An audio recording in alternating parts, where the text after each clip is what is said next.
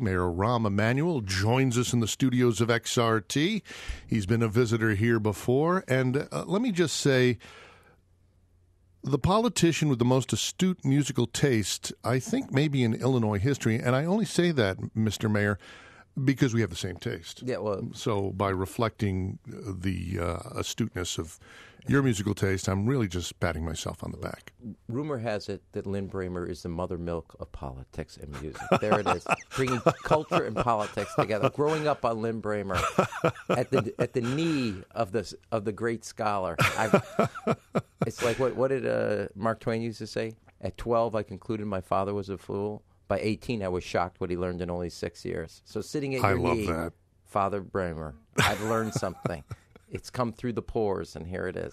We do have the same musical taste. We do have the same musical taste, and we are both lovers of Chicago blues, and the Chicago Blues Festival is really an amazing event here in Chicago. It's something we can all be proud of. And we just heard Led Zeppelin.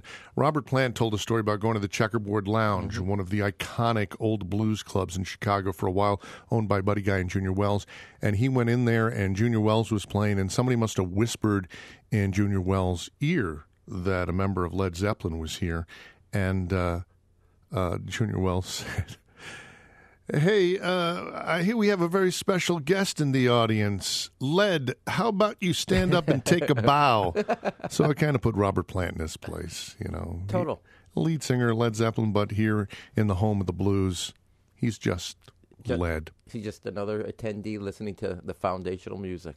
All right, so we have this amazing stage at Millennium Park, and we've seen Wilco there. We've seen a series of concerts there, Grand Park Symphony Orchestra.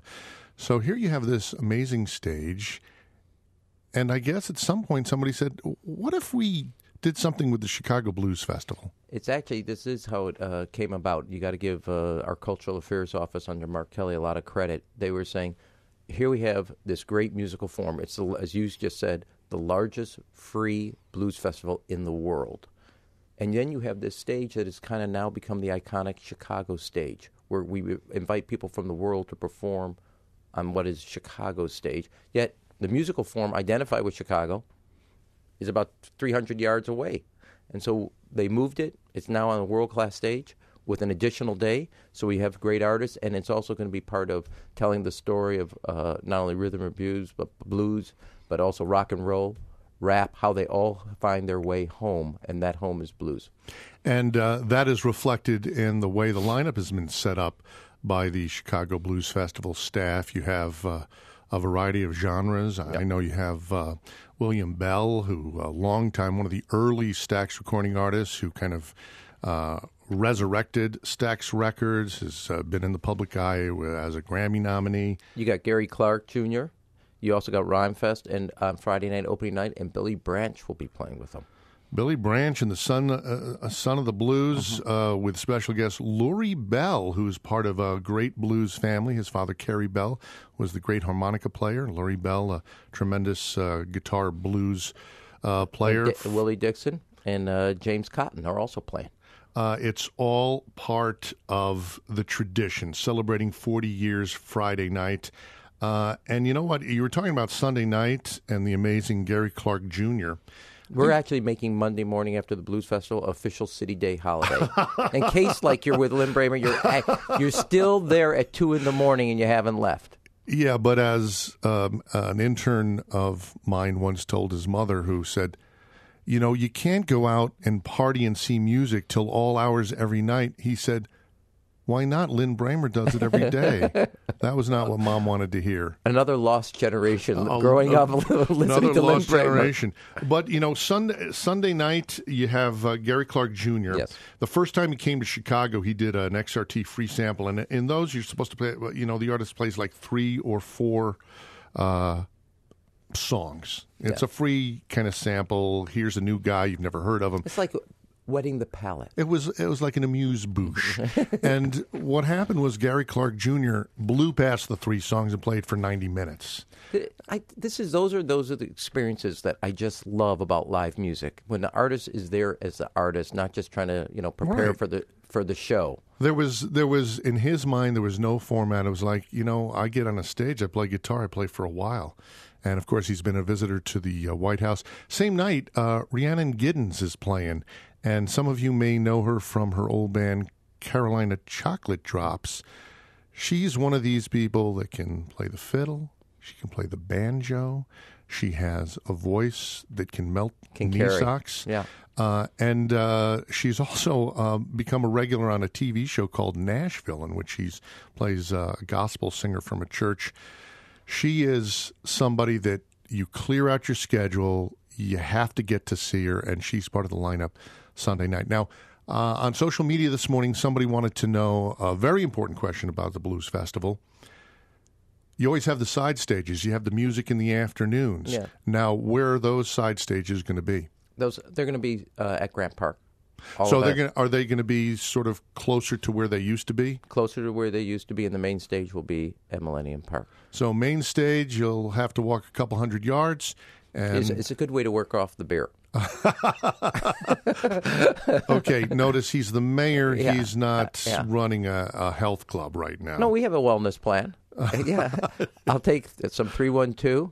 Some 312. Lagunitas. It's an And I'll area just walk- code and a beer. Yeah, that's exactly.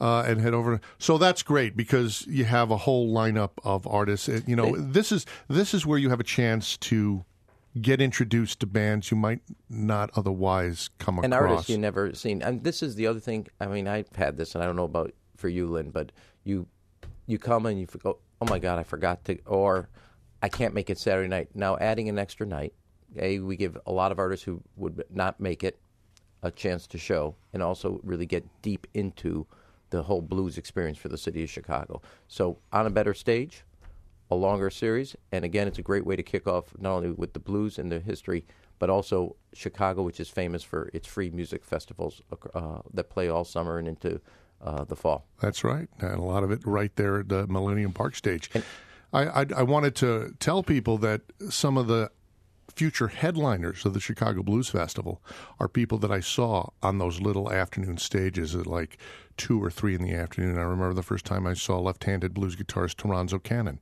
Yeah. He was playing at like 1:30 in the afternoon on a side stage, and there was a good crowd there, but he certainly wasn't a household name.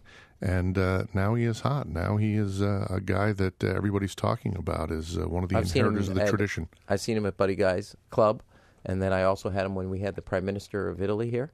He played for him. And you know this, ready?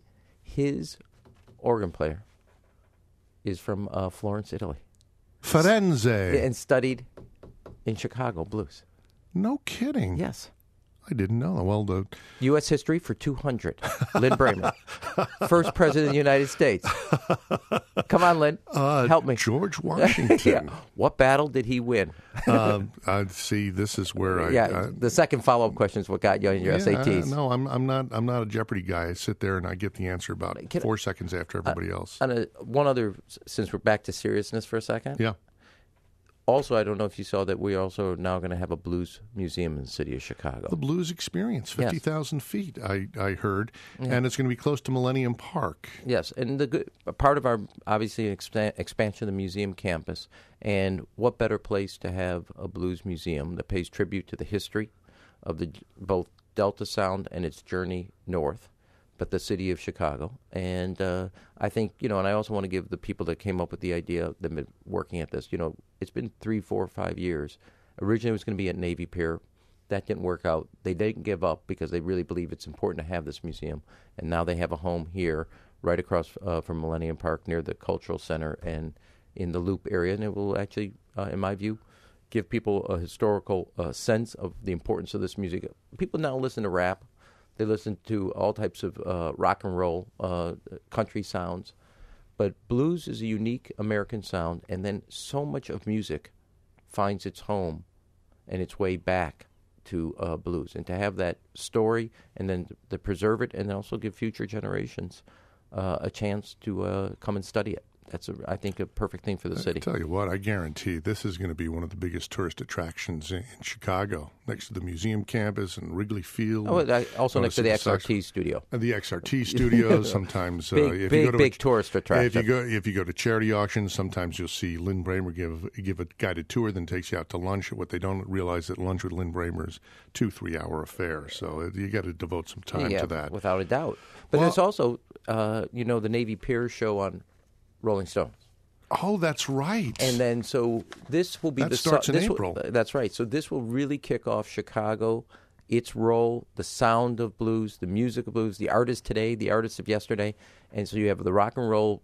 I mean, you have Rolling Stones, which pay their entire foundation of music to Muddy Waters and Chicago in that experience. You have an extra night of the Blues Festival, which is free, the largest. You're at Millennium Park for that stage, which is a unique way. As you said, Wilco and all these other great artists who perform there. We should have the blues there. And all these great artists who that bring different genres together that all kind of have their foundation with blues.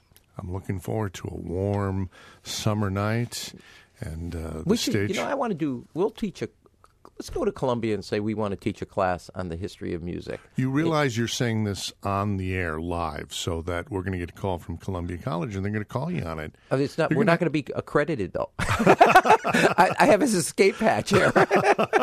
Your kids don't even get it. Yeah, you can pay for the class, but you don't get a credit. It doesn't go towards graduation, man. So the mayor is volunteering to teach classes in his, quote marks, spare time. I'll do one in dance. You could do one in music. All right. That's true. Yes. Home of the Joffrey Ballet, Chicago, Illinois.